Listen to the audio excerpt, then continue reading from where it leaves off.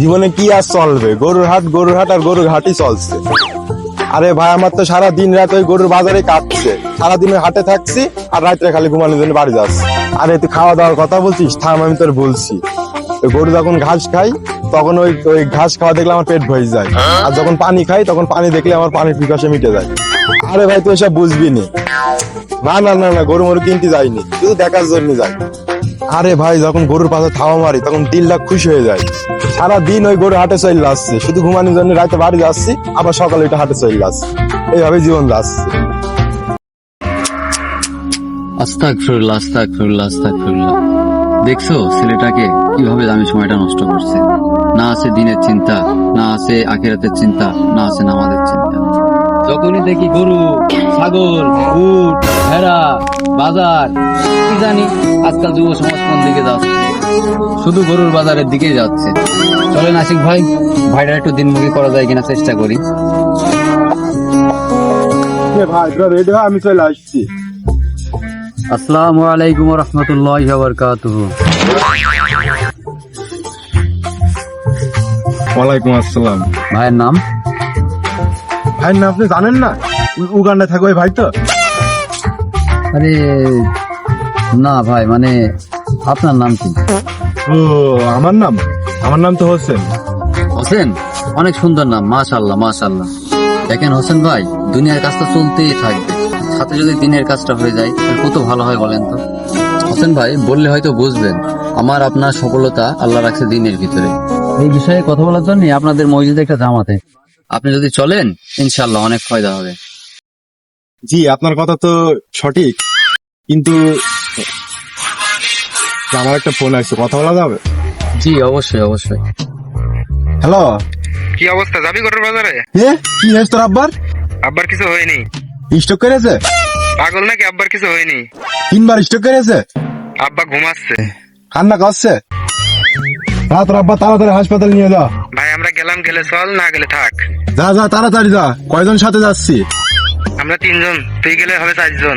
তোর হাসপাতালে কিভাবে যাচ্ছি? ডাইং 100-এ ঝুলে যাচ্ছে। আচ্ছা, অ্যাম্বুলেন্সে যাচ্ছিস? আচ্ছা, অ্যাম্বুলেন্স দাঁড় করে রাখ, তাড়াতাড়ি আমি আসছি। আয় তাড়াতাড়ি।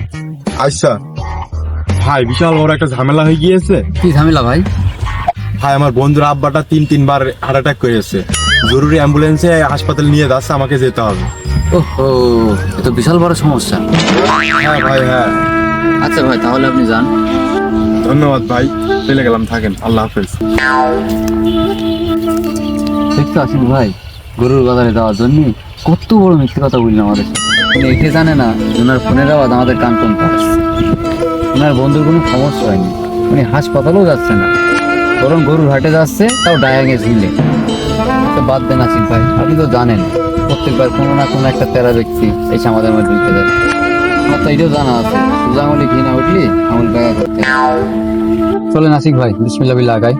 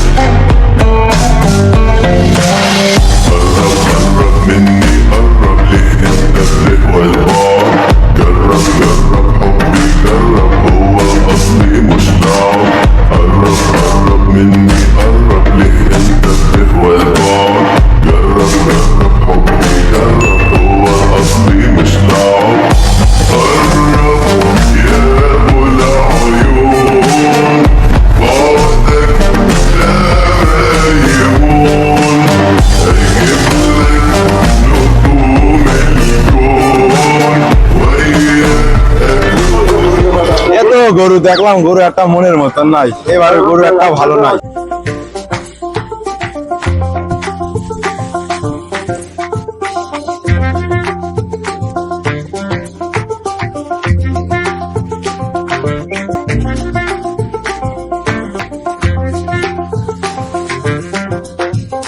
হ্যালো, অনেক তোরা গরু মরতে একটা পছন্দ হইলো না হাতে। আসসালামু আলাইকুম ভাই। ওয়ালাইকুম আসসালাম। ভাই মহিষটা খুব সুন্দর নাই? এবার মোষ হলে নাকি এর থেকে কত ভালো ভালো মোষ ওদিকে আছে। তাই নাকি ভাই? আপনি কেরাম করে জানলেন? আমি সারাদিন থাকি হাটে ভাই, আমার কাজই একে।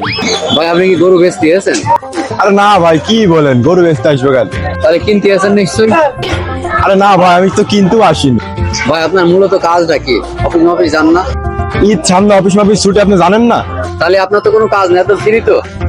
আমি একদম বেকার কমিটির সভাপতি, আমার কোনো কাজ নেই, আমি একদম ফ্রি। ওইদিকে ভাই একটা বিশাল বড় মহিষ আছে, দেখবেন আপনি?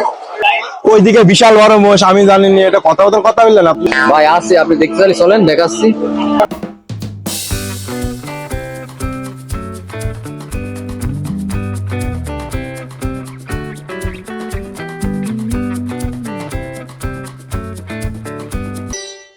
আপনারা কোন জায়গায় নিয়ে আসলেন?